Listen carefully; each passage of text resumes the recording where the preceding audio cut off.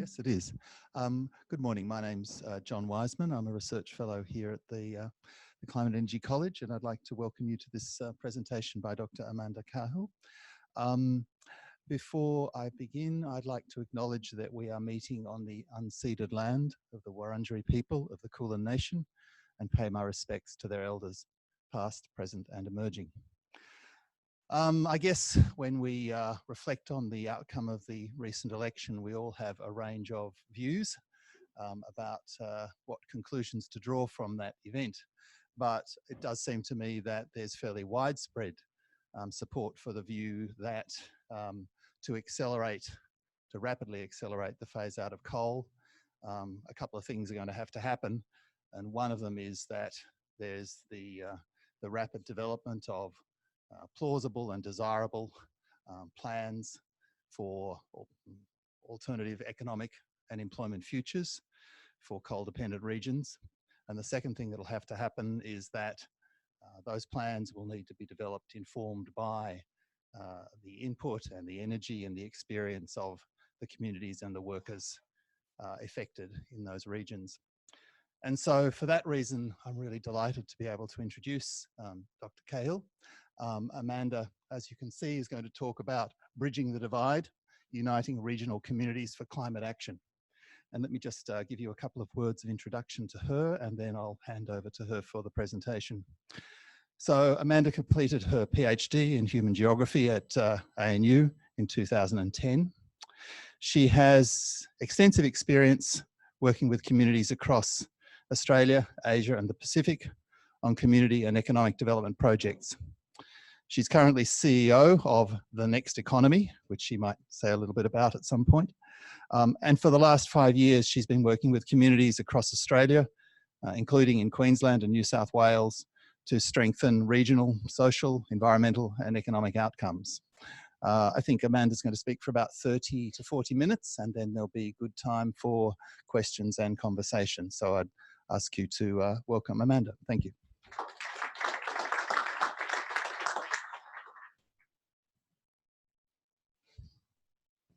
Good morning, everyone, and thanks, John, for that introduction. I'd also like to acknowledge that we're meeting on the land of the Wurundjeri people, the Kulin Nation, and that this land has never been ceded. I acknowledge the elders, past, present and emerging, and any First Nations people here in the room today. This always was and always will be Aboriginal land that we're meeting on.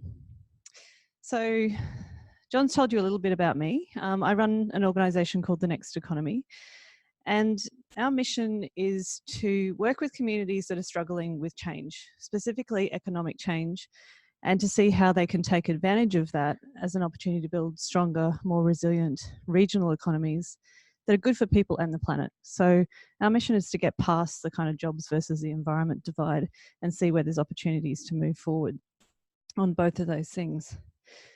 What this has looked like for the last 2 years is talking to communities around how we can actually act on climate change and create new jobs and industries. And that a lot of those opportunities are well suited for regional Australia. So how do we reduce and absorb carbon emissions across all sectors? I'm not just talking about energy, it's also land use, waste, transport, buildings, the kinds of areas that you would be very, very familiar with. To put what I'm about to say into an academic context, just to see the kind of influences that inform my approach, I actually trained as an anthropologist originally, and most of my work has been an applied sense overseas. So I'm very much an ethnographer at heart, and I think there's power in stories, but there's also power in seeing things through different lenses, through the lenses of place and culture and age and gender, and trying to understand things from different perspectives. As John noted, my PhD was at ANU, and I was looking at how you could use participatory approaches and strengths-based approaches for communities to actually identify their own economic opportunities and act on that. So I worked with Professor Catherine Gibson, who, if some of you know, will actually came up with the diverse economies framework. So again, questioning what the economy is in different contexts and actually working with the dynamics in place. So that means I've been very heavily by feminist economics as well. So for the last 5 years, my attention has turned to regional Australia. And it's really been my privilege to work with people from North Queensland down to Latrobe Valley and across to Western Australia to explore the question of how they can transition beyond fossil fuels to a zero emissions economy, but in a way that actually leaves regional areas better off. So what this work looks like, some of it is with government, both at local and state level. A lot in regional areas, bringing industry and government together to say, look, what do you have going on across different sectors? What's stopping that from being developed further? Who do you need to link with? What are the policies that would actually help you do that? Responding to requests from environment and community groups who want to talk about transition or lead community conversations and action around that. So much more of an activist approach. And then working at state governments and even with unions around policies around how do we support workers and support the transition moving forward. So I'm kind of working across different levels and very different spheres. But my confession to make this morning is that I didn't think I'd be doing this long. 5 years ago when I got asked to do a talk in North Queensland, I went, oh, there's something here. I'll give it 3 years. This will be like a side project. Because compared to the other countries I've worked in, I thought, well, this is Australia. We know what we need to do. I'd been involved in Beyond Zero Emissions for a number of years. So I'm like, okay, we've got the research. We've got the technology. We've got some very smart people in this country. We've got a government system that kind of still works. So, and there's policies in place to actually support the changes that we need. So people just need to be aware of that, and then I can go back overseas again. So what happened? Like that sounds very naive now, but I actually had some very good reasons for believing in that at the time. So back in 2014, when this all started for me, the coal price was down, and it had been, thermal coal price had been down for 2 years, and people were talking about structural change. So that this wasn't just a blip. The people on the ground and in the coal industry are saying, well, maybe this is the beginning of the end. And our biggest trading partners, China and India, were also starting to talk like that. They were talking about scaling back their imports, and they were putting a lot of resources into diversifying their energy mix and building renewable energy. Renewable energy was expanding faster than anyone had predicted. I was meeting with heads of green funds and investment banks who were saying, we actually want to invest. Where are the projects that we can invest in? I knew we had the technology, and universities like this one were doing research reports on how to do it within 10 years. And I thought, surely after all the disasters we'd seen in other industries like logging and textiles and car manufacturing, the government would be on this one. They'd be more proactive this time in supporting workers in industrial change. But the thing that made me most optimistic were the people who were reaching out to me for support. So the people I was getting phone calls from were local councillors, head of the sugarcane industry, head of Chamber of Commerce, peak body members. They weren't environmentalists and they weren't community members. They were conservative people wanting to tackle a huge challenge, which was what was going to happen to their economy. And they knew they needed to start sooner rather than later. They also knew that despite the rocky road ahead, that there were plenty of economic opportunities to be had in being proactive about this. And now here we are 5 years later, and a couple of prime ministers later, and I'm still here and not working in the Pacific. So what happened? At this crucial time, when there's so much urgency around the need to peak our emissions, how did we just elect a prime minister that held up a lump of coal in Parliament?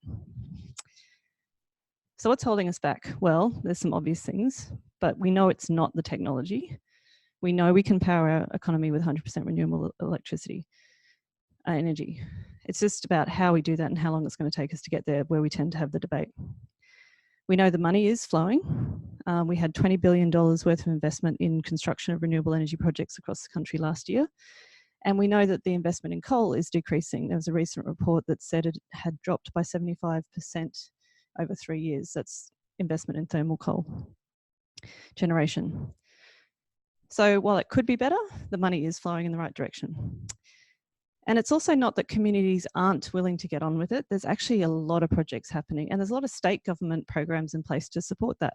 So whether you're looking at Latrobe Valley Authority, that's been happening here in the wake of Hazelwood, or the Community and Transitions program in Queensland, where there's support for 6 regions across Queensland to transition. Not that you would hear about that in the news, or the New South Wales Clean Energy Policy. So there's things happening. So what is holding us back? Well, there's obvious things around the fact that this is one of the most complex situations that we could be facing. We're not just talking, we are talking about one of the biggest adjustments to our economy in the post-war era, and there's lots of moving parts to that. It's not just changes to our energy system and distribution, but it's actually how we use that energy and also our export base. So we have to and we also have to grapple with different systems in each state. It's big, it's daunting, it's complicated, and there's no way of getting around that.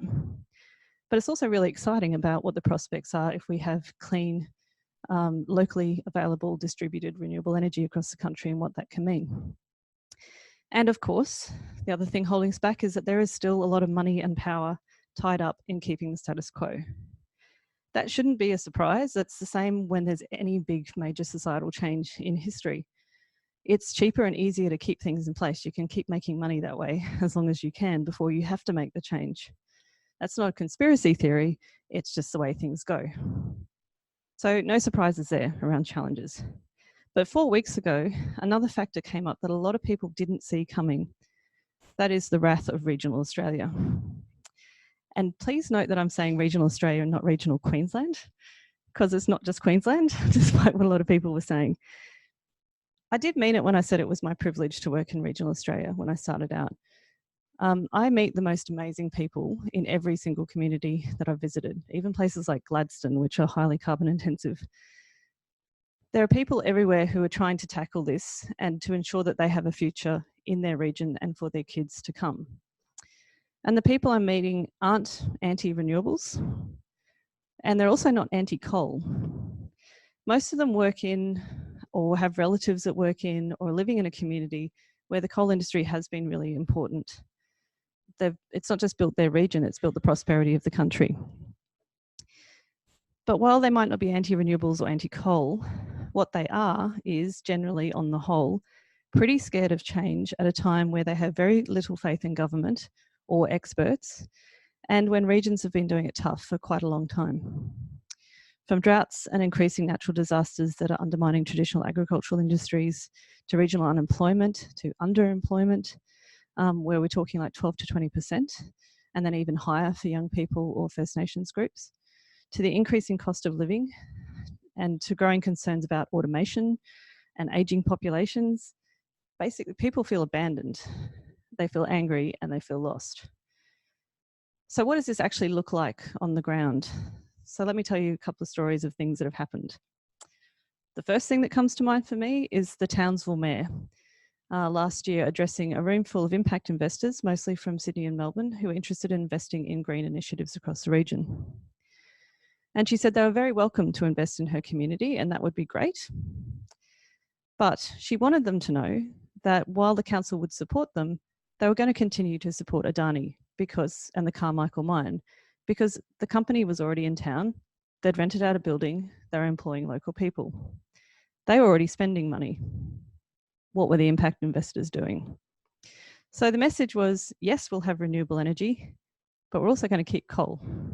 We'll have both, thanks. And she pretty much said that in those words. So that's one thing that's happening.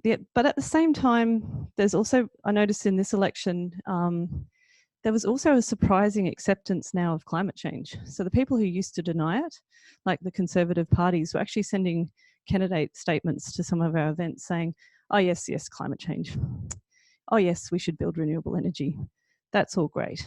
But it's not really as big a deal as we think it is. And these people are really trying to ruin our economy. So while we should build more renewable energy, we shouldn't rush things. And with power prices so high, people, there's still a role for coal and gas. And it's much more reliable than this renewable energy. The third thing I've noticed when it comes to renewable energy in particular is some very contradictory positions. So on one hand, people think it's a very good thing, particularly when they have solar panels on their roof. That's not a surprise, that's what the research says.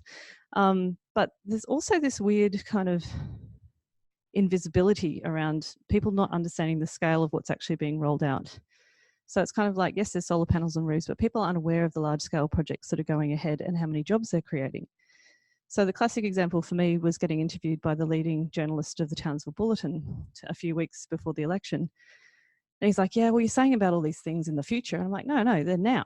I said, well, Tony, you would know that there are 13 large-scale renewable energy projects being built within 400 kilometres of Townsville, and there are 5,000 jobs in those projects.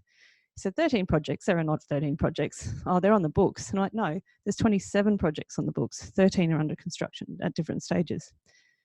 He said, no, they're not. And I said, okay, well, Sun Metals Phase 3. Oh yeah, I was there last week. Hell's Gate Dam.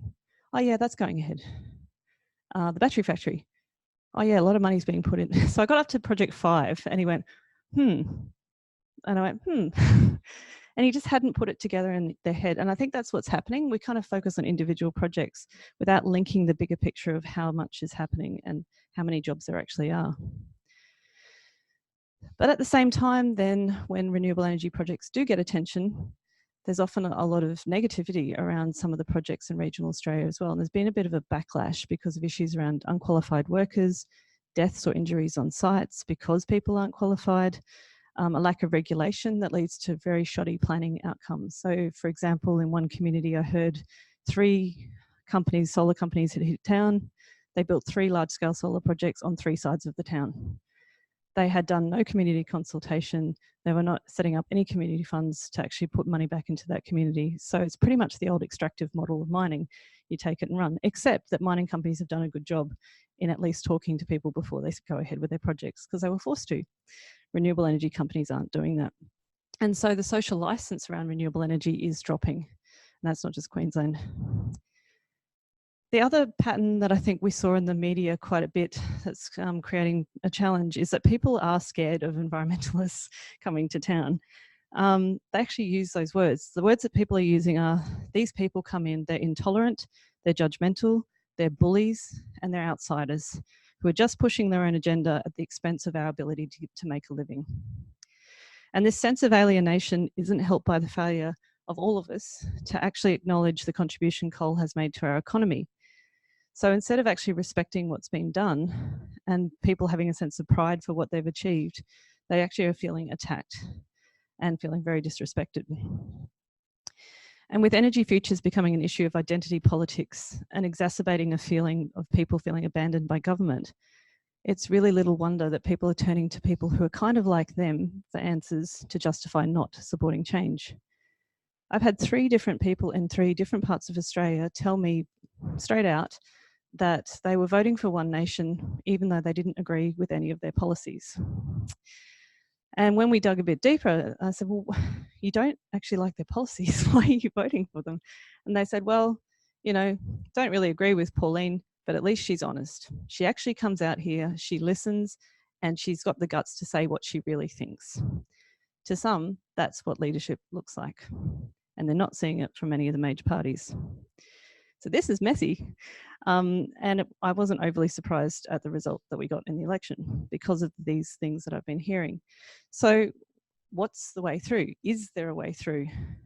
Or should we, as one environmental activist said to me recently, just abandon regional Australia and write them off as a lost cause? I think that would be a huge mistake for 3 reasons. First, it's just plain wrong from a moral perspective. I know that's not very academic, but it's true. But there's also underneath that, there's a question around justice. Like, we're in a time of major disruption where we can actually remake systems. There's an opportunity not just to make sure we don't leave anyone behind, but we actually address some of these issues by people who've been marginalised by the mainstream system, not just regional people, but Indigenous communities, people in low-income households. But to do this means that we have to look at some really tricky questions that most of us like to avoid. That is, questions about how the economy works. It's very easy to focus on the technology, but when we start getting to economics and politics, it all gets a bit too hard. Because I think the polarisation and fear that we're seeing isn't just about coal and energy. It's a product of a growing rift in our country that has been exacerbated for the last 25 years of neoliberal policies that we've seen services ripped out of communities, increasing extraction of wealth for people in other places to get rich, growing inequality, increasingly insecure work conditions, dismantling of our welfare system, and while the cost of living keeps on increasing. This is not about coal. This is about the economy, democracy, and justice. But the beauty of the current challenge is that this is a moment where we can choose to do things differently. Sure, we can roll out more enormous solar and wind projects by private companies that don't actually engage with the community and then extract those profits away. Or we could take public control of our utilities, like some of the unions are saying, and see electricity provision as a human right or a service. Or we could take advantage of the decentralised nature of renewable energy to set up community-owned renewable energy projects that keep the profits and build capacity locally. So that's my first reason for why I don't think we should abandon regional Australia. It's too good an opportunity to address economic justice. My second, more pragmatic reason is that it would be a strategic error to not engage with people. As my experience has been time and again, there are so many great people and so many great initiatives that are already in place and are creating jobs and wealth. And whether we're talking about energy, we're talking about regenerative farming, we're talking about waste initiatives, there is so much to work with and build on. And what I'm excited about is that all of these opportunities are suited for regional areas. If we're planting trees, that's regional areas. Small-scale renewable energy, regional areas. There's small-scale manufacturing and processing opportunities that come from having cheap energy. It's good for regional areas. So the danger of the sort of polarising narratives that we're hearing actually creates a real risk that these fledgling industries, projects, businesses and energy ecosystems will miss out on the investment and support that they need to become properly established and resilient. And the third reason why we can't turn away is that I think we ignore people's fear at our own peril. The real reason, and very personal reason, that I decided to focus on transition work was because after my second trip to Mackay, I spent a week reflecting on how scared people were and going, I just don't understand it. Yes, the coal price has been down and people are doing it tough. But what really got me was that people wouldn't talk to each other. They would talk, I was often the first person they'd had a conversation with where they expressed concern that maybe coal wasn't going to come back. People literally said, we won't talk about this outside of our own family because they were afraid of the backlash. And what I couldn't get out of my head was that kind of thought, and I was thinking, oh, I'm being ridiculous. But the thought in my head was that kind of fear combined with real economic hardship is what led to the rise of the Nazi Party in Germany in the 1920s and 30s.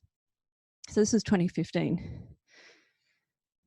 And the thought just kept gnawing at me. And then I turned on the news 10 days later to reports of the fascist party, the fascist group Reclaim Australia, having their first nationwide anti-immigration, anti-Muslim rallies across the country. It's the first time they'd coordinated at that scale. One of the biggest rallies was in Mackay, and it was led by the local MP, George Christensen, where I'd just been. And I just went, in that moment, covered in goosebumps, this is not happening in my country. We need to find better ways to connect with and understand each other and to bring everyone along during this period of change. We know what we need to do to manage this transition well, and we have everything that we need to do it. And it's already happening, and it's already creating jobs. This is the story that we need to be starting to tell to repair the cracks that have been widening in our social fabric over questions about what we do about the energy transition. So let me finish with 7 things that I found that actually work to do that and create meaningful action on the ground. So first, and I stumbled upon this, is actually being an ethnographer works in terms of if you actually turn up in a community and you're genuinely curious and interested and wanting to understand how things work, people respond to that. You're starting with where people are at instead of where you think they should be. So this means listening. It also means doing some emotional work around holding spaces for people to actually confront some of those fears. They know that things are changing, they just don't know what to do about it. The second is focusing on solutions and practical solutions. What does it actually look like on the other side of this transition? What do the jobs look like? Where are the economic opportunities coming from in reducing and absorbing emissions? Not theoretically, practically, using case studies and stories. They're very powerful. Third, using a strengths-based approach. So actually working with people to map out so they can actually see what's happening right in their own community, because there's already a lot to build on. And this works best when we don't tell them what's happening, that they actually can figure that out for themselves. So that participatory action research methodology, if people are familiar with that, is actually giving people the tools that they can analyse, find out what the questions are, and then develop the solutions from there. The fifth element is peer-to-peer. And I think post-election, this is probably the most important point moving forward. The level of scepticism around anyone who comes in as an expert on the news, academics, government, the trust is just not there. And I've noticed that the most successful meetings and workshops that we've had is when I've invited people like Ron Ibsen and Wendy Farmer from the Latrobe Valley to come up with me to other communities. And when they talk, people sit up and listen in a completely different way. So that's something that I want to do moving forward with the next economy, is actually start training up people across regions that have been going through transition, like Lisa Lumsden from Port Augusta, to then go and talk to other regions about, this is what's happened to us. It's hard, but here are the things that can happen if you're proactive about it. 6, adopt an inclusive approach. Everyone has a role to play, and I will work with everybody. I've talked a lot about community, but as I started off talking about, I talk to government, I bring industry into the room, I work with all kinds of different groups across different sectors. A lot of this work actually isn't upfront. A lot of it's behind closed doors to create safe spaces for people to have real honest conversations about what's really going on, often in government as well. So how do we support designing policy and programs without our names on it, without people even knowing that we were there? Because we actually need to work on the systems, not just the specific projects. And the last point is not being afraid to be bold and radical in the conversations that happen. Time and again, what we might start talking about food insecurity issues or energy issues in a community, end up with local people, often very conservative people, saying, what's this like? What happened to our economy? What is the role of government if they're not doing their job? Who's holding companies to account? These are questions about power. And I think we need to go there. People are actually ready for more transformational options than we think they are. We talk about this in the cities, in places like Melbourne, the rise of co-ops and the Green New Deal. People are hungry for it everywhere I go, but they don't know where to start. So we need to be ready to respond. And I think I'm going to leave it there. I'm really interested in questions and discussion. I can give you much more practical examples about what the work looks like, but over to you. Thank you.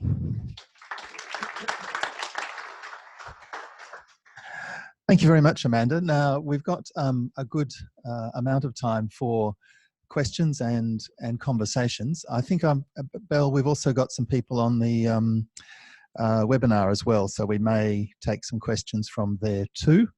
So can I ask you to introduce yourself and say briefly who you are and where you're from?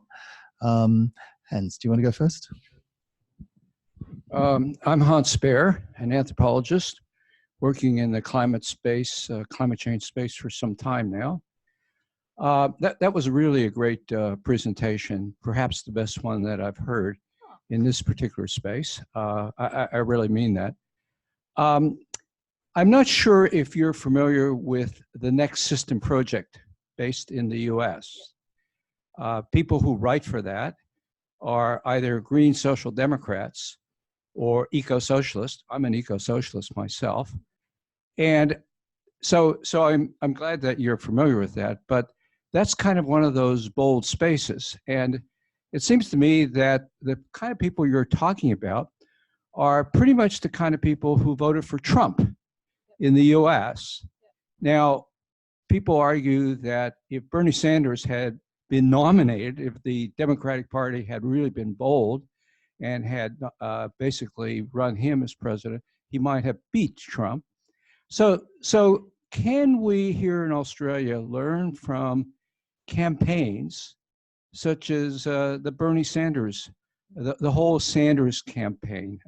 Yeah, I would love to talk a long time about that. I was actually in the States in 2016, and the two main things I did was, one, go to the New Economy Coalition conference that the People in Democracy Collaborative set up, the NEC.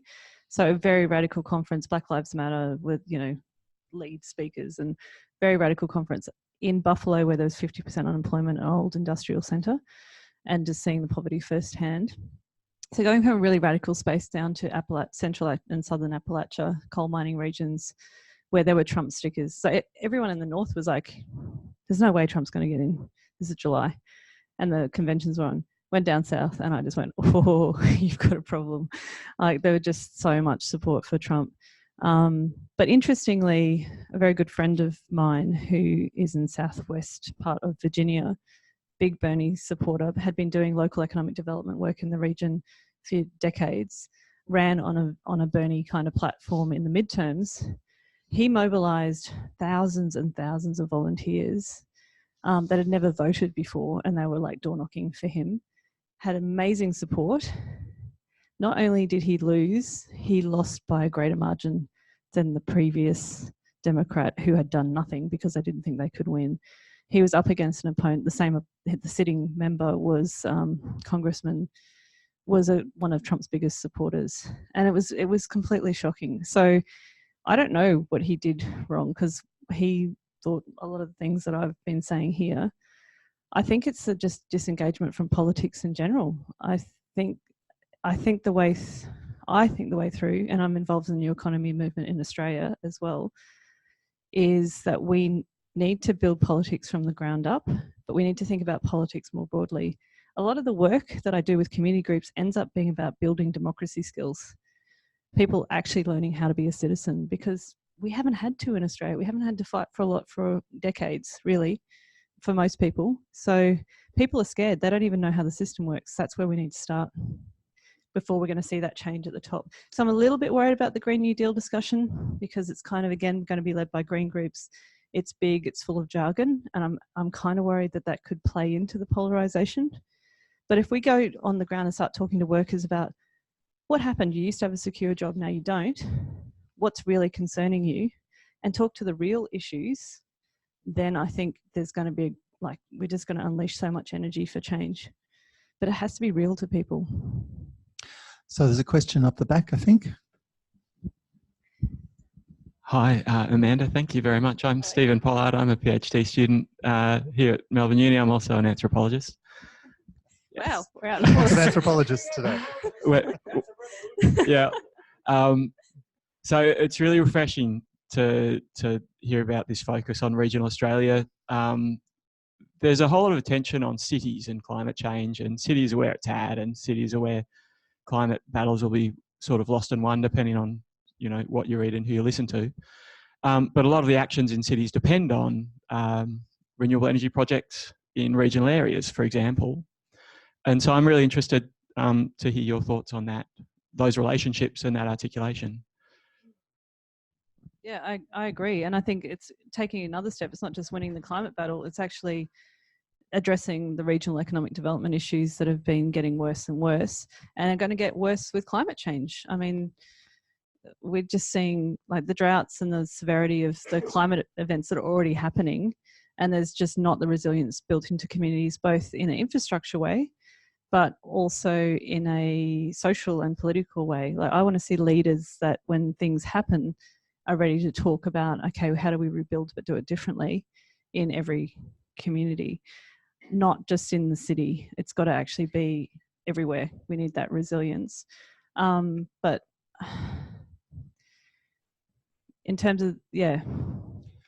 Sorry. I guess part of Stephen's question is also maybe about how do we build more trusting, more respectful conversations between urban and regional activists and researchers. I'd like to hear more regional voices presenting in the city. So instead of, I've been having all these discussions with progressive groups in the last couple of weeks, and I was like, oh, we've done the wrong thing. We need to go out to regional Australia and build relationships. I'm like, oh, I can see how that's going to go down.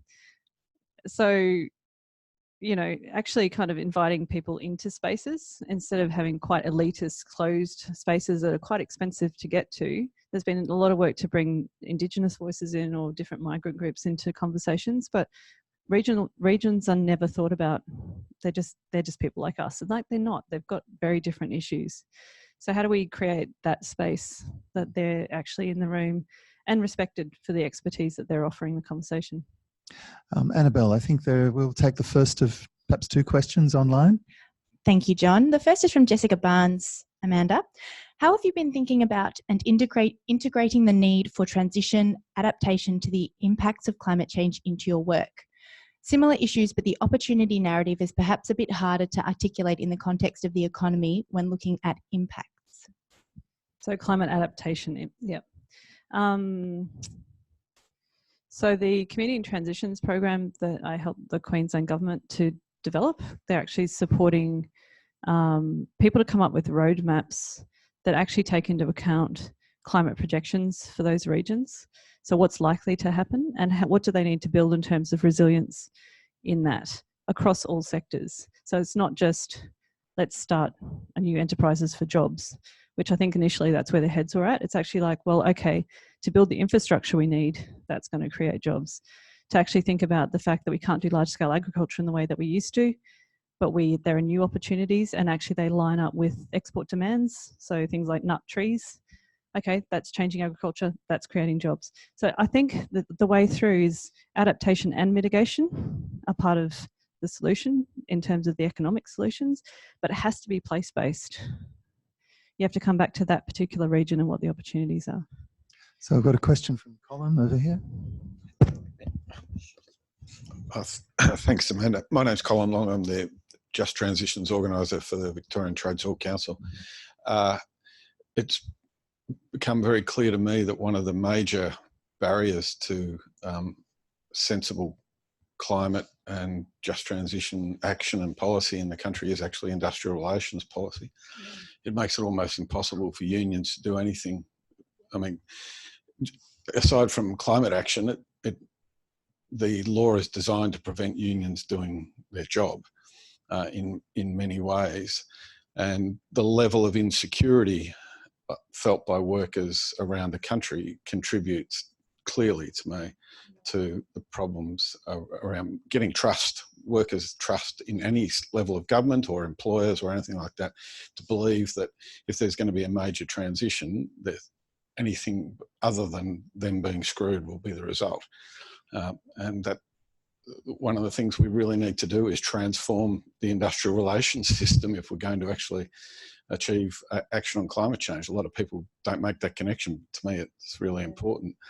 One other difficult question that I want to ask you is, and it's not related to unions as such or workers in a direct sense, but do you think there is a sense that in some parts of the country, towns will not actually be viable if the coal industry is closed down, and we're going to have a difficult discussion about relocation of people and paying for that relocation and so on? Yeah. No, that discussion is not happening.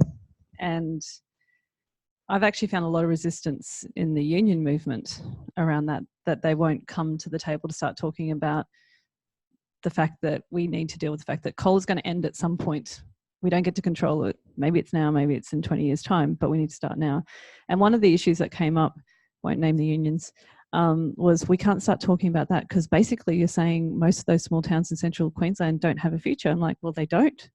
But isn't it our responsibility to actually start talking about that and saying, how do we plan for that over the long term? So it's not just a shock and you end up with, ghost towns, but there's actually a plan around how to move people out, or how you manage fly in, fly out, or what infrastructure are you building now, because there might not be a town there in 20 years.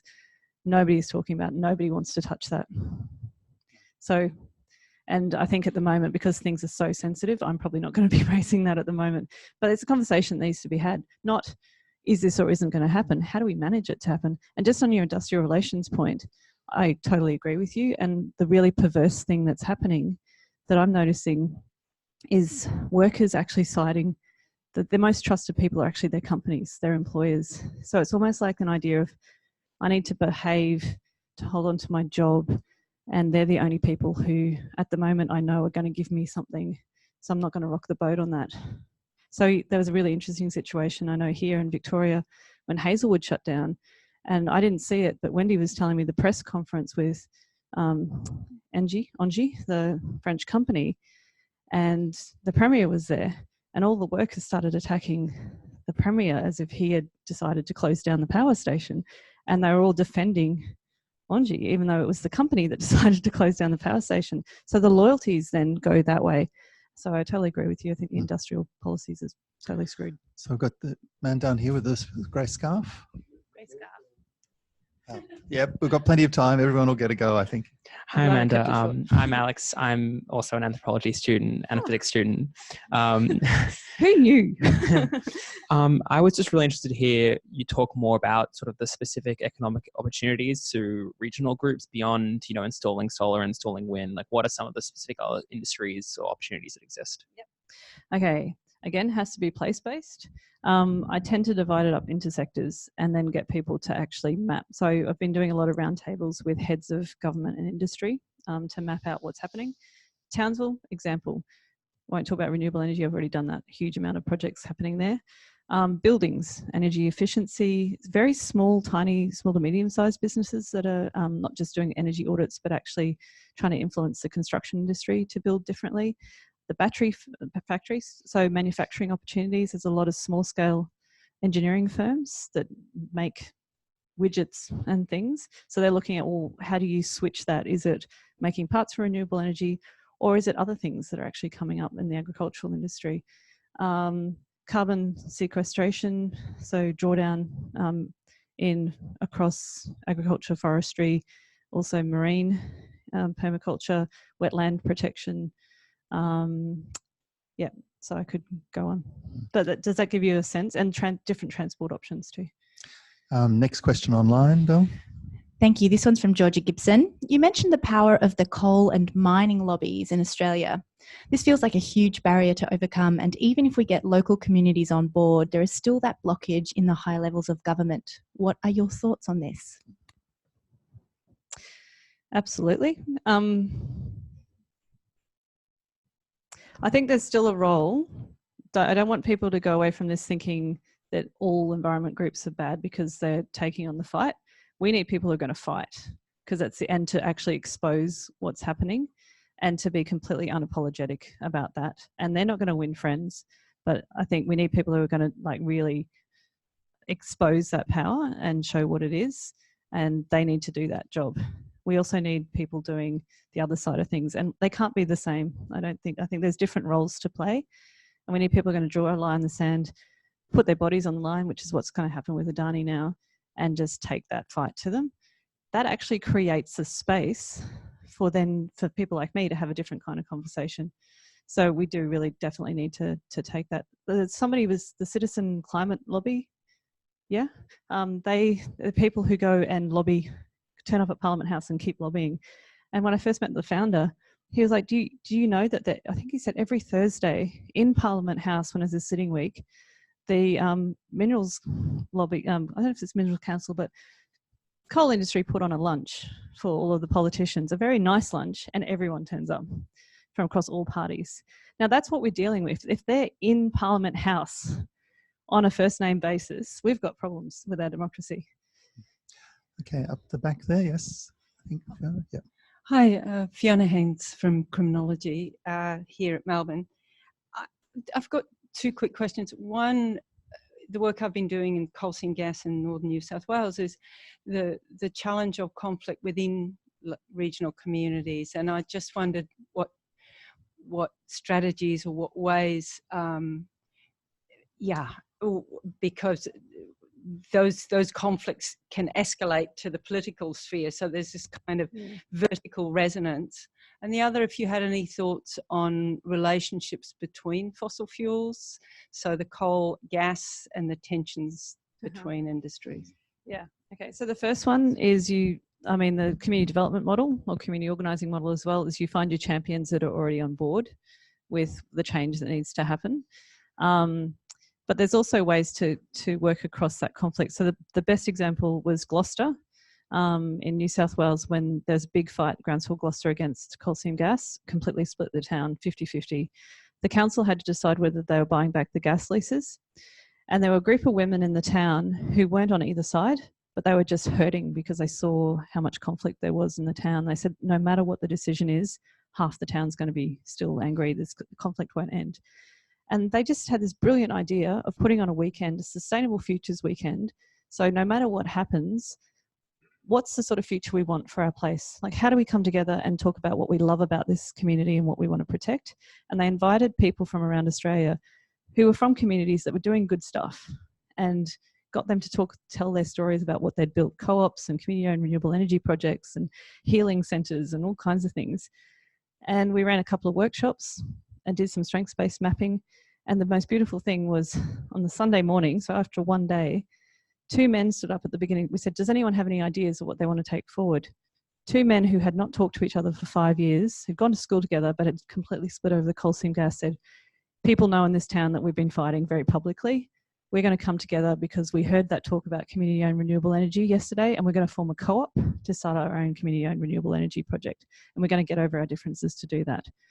And they're now on their 3rd project, and that's generating money for the town. So something that's practical, it's place-based, that people have a sense of agency and control over. They will get over that stuff to work together if it's in their interest, if they can see where that's going. Okay, can I just get a quick overview again of who's still got questions? 1, 2, 3, 4, and a couple over there. All right. So that's the one up the back. Yes. Hi, I'm Nathan. I'm just really into sustainability. What's it called? So I'm just thinking, you know, you mentioned before about having conversations of, you know, the projects, how sustainability and those different projects are now actually providing jobs, and, you know, kind of weighting the coal industry in the main argument for that, for people voting for those parties. So is there any way, like any more resources and things that I can access online so that I can, you know, kind of help others come to the same, you know, conclusion?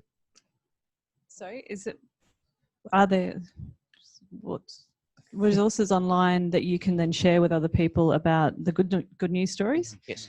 I've gone totally blank. I think that's the biggest piece of work that needs to be done, is actually telling those stories. It's something that's on my to-do list of actually writing up all the things that I see. But there is an issue though, that I think there are stories, but people don't, there's some sort of blind spot. And I just noticed, I was reading The Australian. I force myself to read The Australian when I'm in the airport. It's good as a research activity. And I noticed this thing in the newspaper. It was when the new Labor shadow ministers were announced. The only photos in the Australian newspaper on that day were very unflattering pictures of the new Labor shadow ministers, the females.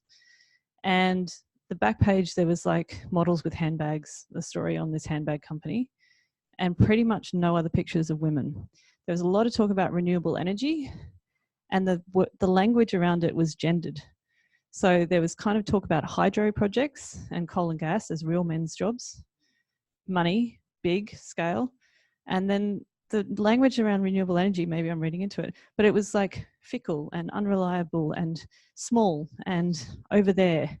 And I just went, wow, there's something really interesting in that. So even when there's stories told, so even the Gloucester story, I think I'm telling you a nice story about this one tiny little community, it's one little project, and it just doesn't seem to stack up.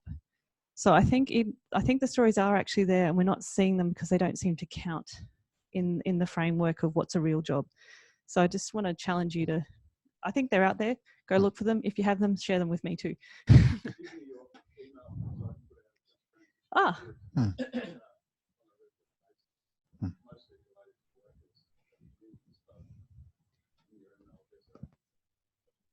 Yeah, so that was, so Colin Long puts out a just transition bulletin with stories on it, and we can share that around somehow so people have that link. Does anyone else have any other examples of where good stories are? Excellent. All right. Oh, is that an example? Do you just want to mention the example very quickly? Just yell them out. And... Okay, I'm a librarian and and I'm a children's librarian. So there's a set of books by Big and Small Publisher. Big and Small Publisher, yeah. That are actually looking at Norway and examples of local actions and all over the world. Oh, and they're building on this, and it's incredible. And it goes from a child seeing an event, and then it's sort of translating through the town, and then finally the large oil-based company taking some renewable actions to make sure the spill doesn't happen again. Again, this is a fantastic series of books. That's excellent. Yeah. So big and small. Big and small. You'll have to search Norway, big and small. examples, Norway is one climate example. Yeah, excellent. Thank you. And I think the gentleman down here had both an example and a question. To climate, my name's Ian Blair. I'm an agriculturalist. It's like this confession that everyone's making about. The couple of examples of good stories was the Climate Change Commission, CCC, had a website which was then taken down, but I stored all the ideas and good news story. Then RMIT and the Winston McCackey, who was on the staff, had a huge website with all the possible pro renewable energy and thing. So that's a couple of ideas. The question I have to ask is, you mentioned technology. What's the importance of the web, the hub? You mentioned the hub, but the ability to social media to coordinate, get the democracy going in local areas. Great. So the other thing I just wanted to give a shout out if you haven't seen already is 2040 in terms of solutions. Yeah, great. So, and they get on their Facebook and their websites because they're starting to collect stories from other people. So there'll be a lot. In terms of social media and how important that is and sharing the internet, I think there's definitely some issues which we've been hearing about with media and people being caught in social media bubbles. So that can be tricky to get beyond those. I'm traditional. I'm a bit older than I look. And I think some of the face-to-face stuff, the more we can do that, I think it's got to get back to that as much as possible and enabling communities to talk to communities directly and start to build some of those relationships and networks. Bill, I think one last question online. Yes, thank you. This one's from Sangeetha Chandrasekaran. Great talk and really important issues raised. Grassroots campaigns are incredibly resource intensive, especially if you rely on locals or people with shared experience. At the same time, in Queensland, for example, Murdoch media dominates and cultivates the landscape of fear. How do we address the power imbalances in the information economy? Does anyone else want to answer that question? So a follow-up session, I think. Well, I think that's the biggest issue in terms of politics, is starting to cut through some of those. Yeah, I think we need some. I actually think what we need to fund here is some democracy campaigns. So it's not because the environment movement's doing a lot of work around kind of building democracy. We actually need people focused on building democracy who can take on some of those questions and show where the real power is, and start to take that on. Because people are trying to do independent media, it's just not cutting through. Question over here. We've probably got one or two more. Yep. Thanks, Amanda, and apologies for being late. I'm a regional writer. I come from near Newstead, where we have a fantastic 2020 renewable energy plan as a small community to be completely based out for our whole town to be based on renewables by next year, and it's moving along really nicely. Excellent. My question is, in your comment about the reluctance of people to talk about the closure of towns due to the lack of the closing coal industry, I wondered, my interest is in the extraordinary blindness we have to groundwater, its vulnerability and potency to affect this whole continent. And are you hearing stories of people's responses to lack of water in regional towns? Yeah, and Lock the Gate tries to raise a lot of issues around some of the issues around that. There's some bigger things that I'm really scared of when it comes to groundwater. So not just coal and mining and gas issues, but I'm hearing about some crazy plans for large scale kind of infrastructure projects and opening up Northern Australia. And I'm just like, what about the water? But here in Victoria, you have an opportunity to get involved. Right now, the Victorian government is actually coming up with their policies around carbon sequestration, and they're doing some research on what their options are. Sounds like they're sort of bending towards pumping CO2 into the ground or into the seabed floor. And they asked me what I thought about that. And I went, I don't think we actually understand how our underground water systems work enough to be just, we pumped it into the air and didn't think that was going to have an issue. Why do we think pumping it into systems that we still don't understand, there's not going to be any issues? But there's an opportunity there when there's submissions and stuff coming out for everyone to get involved in democracy. Question down the front. Thank you, Amanda. My name is Robert McLean. I'm from Shepparton, one of your regional communities. When along with a few friends I talk about climate change, I'm considered to be an alien. How do I overcome that problem? I don't talk about climate change most of the time. I talk about energy, and I talk about regional challenges, and then talk about what the opportunities are. And the world is moving. And so where's the opportunity if things are changing anyway, to take advantage of that? And I find people are much more willing to have that conversation rather than argue about whether climate change is real or not. But I have been surprised there has been a shift. People who used to deny are now starting to go, oh yeah, it's real, it's just not that important, which is actually harder to argue against then, because so keep going, but maybe focus on what people care about and the practical issues as a way in to then talk about it. I think there was one last question just here. Did you want to say something? I think it's been asked. All right. Okay. All right. Belle, is there one more online? Okay, we'll take that. Thank you. There is, from Dominique McCollum. How does Amanda balance working with government and industry with wanting to pursue a conversation about new power relationships and ideas around democratisation of energy? I had a really interesting conversation with senior bureaucrats in the Victorian government yesterday about the role of government and how they've, the whole neoliberal paradigm has undermined their ability to do their jobs, and how there's too much political interference with them getting onto it. It was an incredibly radical conversation. I was sitting there going, I can't believe I'm having this with you people. So I don't think it's an issue. I think there's good people who know that the system's broken everywhere. And they just don't know where to start. And they think they're the only ones thinking about it. So the more we can actually start the conversations between people, when there are opportunities for people to act, when there's something practical to jump onto, when there's another option, they're going to be more likely to take it than if they haven't had the conversation and think they're the only ones, and that people will think they're crazy if they start talking about power. So the more we can talk about it, I think the faster that change is going to be as we start to build those alternatives and move to it. All right, in a minute I'm going to ask you to thank Amanda. Just 2 or 3 quick announcements, which are all, I think, relevant to some of the questions that have been raised. This talk is part of an ongoing series of coal transition seminars being run by the Energy Transition Hub and the Climate and Energy College.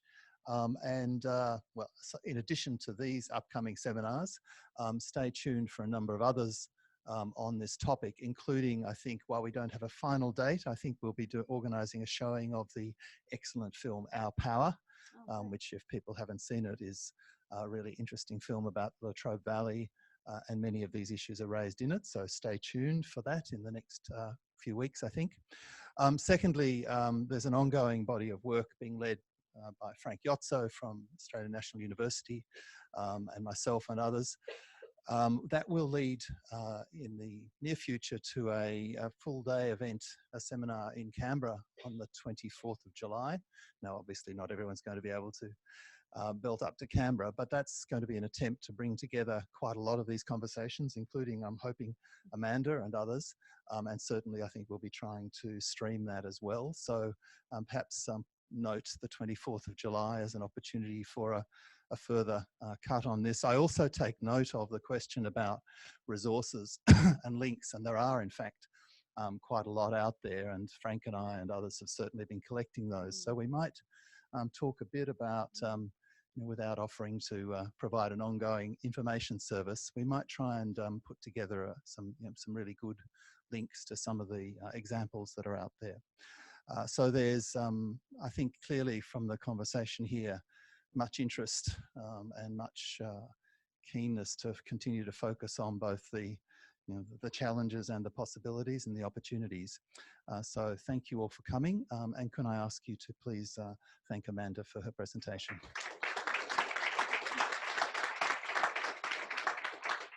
Thank you.